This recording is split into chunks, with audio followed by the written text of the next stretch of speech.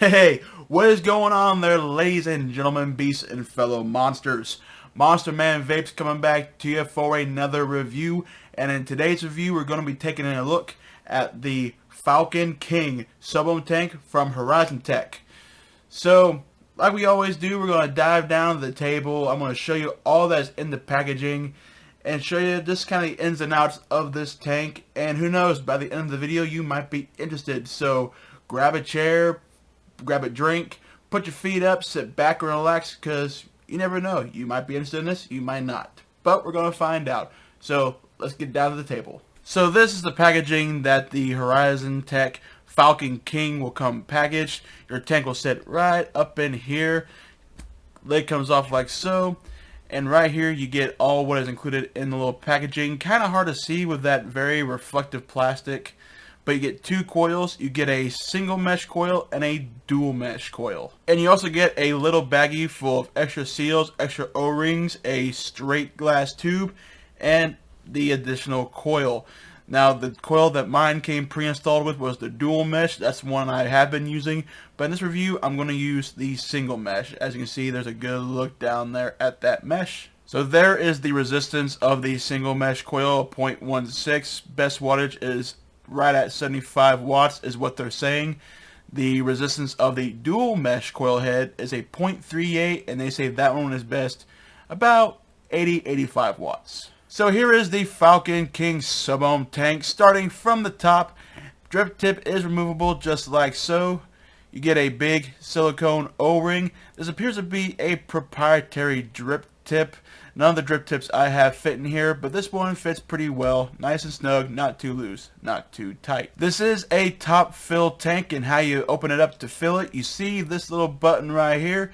You just simply push that and it flies right open.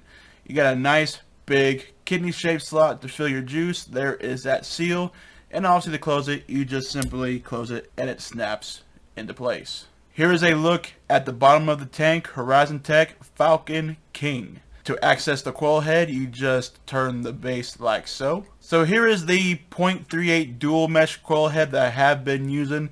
As you can see, I've used this thing religiously, or I wouldn't say religiously, but I've used this thing quite a bit during the testing phase as far as this coil head. So as you can see here, there it is, 0.38, 80 watts. Here is your airflow, and you get 3 airflow holes. Airflow ring is on a stopper. So what I'm going to do is I'm going to take this 0.16 single mesh coil head and prime it up. And as always, with a new coil head, you always want to put a few drops in the little wick ports here on the side, and always put a few drops here through the top. Screw the coil onto the base, screw the tank back together, open the fill port, and fill her up. So that is the download for the Falcon King by Horizon Tech.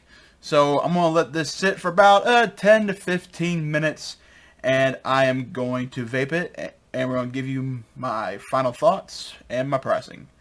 So see you up top. Alright guys, so what I decided to do was actually turn the camera off for a little while and actually try to break this coil in to see, you know, is it good flavor right off the jump after you prime it and get all that cotton saturated, or does it take time for it to break in order to get to that good flavor? So I ran it for a couple hours now, pumped a few tanks through it, and I gotta say, there is a bit of a break-in period.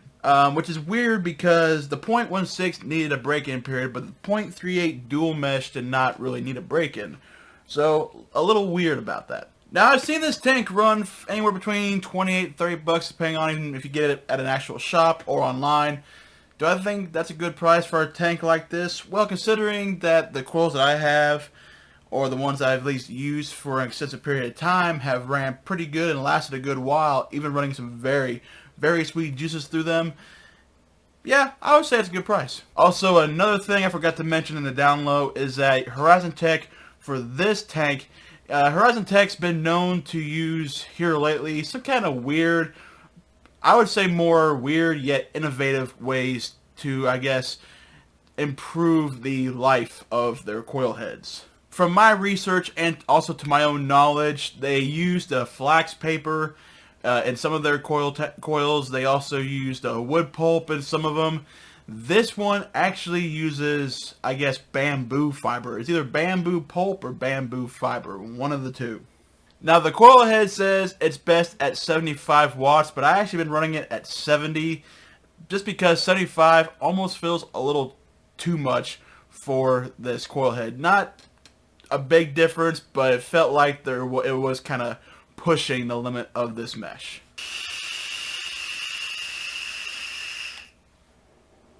It took about 3/4 to a full tank to get this coil to break in. The flavor, once broken in, is actually pretty good. Airflow is smooth. There is, I would say, a very slight whistle at full open.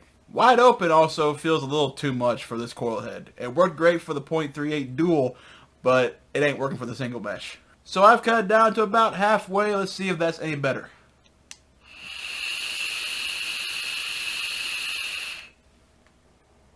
Oh yeah, that's a lot better.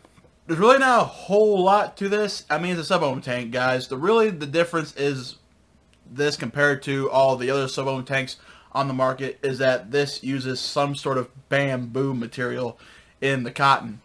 Do I think it improves the life of the coils? That I can't say for sure, but I will say that the dual mesh actually lasted me almost a month, and it was still going pretty strong. So that's actually a thumbs up in my book for this tank. Coils should last you quite a while if you don't pump a whole lot of power through them and just abuse the shit out of it. It did not say on the tube, and I looked it up on websites, but I could not seem to find the liquid capacity for this tank. With a straight glass, I would assume it probably holds around 4 mils, where the bubble glass holds, I would say, possibly around 6 mils. I do like how there's a button and kind of a latch system for the top fill, and it's pretty much spring loaded too, because when you hit that button, it flies right out. That is actually a pretty nice touch, mainly for the fact of if you drop it or if you have it in your pocket, if you have this on a much smaller mod, and you have it like in your shirt pocket or in your pants, which I still don't recommend, but there are people that do that. There's a less likely chance of this thing opening up by itself and dumping juice all inside your pocket. So, recap. Good flavor, good airflow, a little bit of a whistle, but still good. Very nice juice capacity, and the coils seem to have some pretty good life to them. Back to the flavor, it is good. However, sub-ohm tanks usually don't tend to give off as good flavor as drippers or RTAs or RDTAs. But for someone who vapes sub-ohm tanks on the regular, this would actually be a pretty good tank if you're looking to buy another one. But alright guys, that does it for this review. Thank you so much for watching. I do appreciate you all. And as always, please like, share, and subscribe if you haven't already. And until next time, Monster Man Vapes, signing off.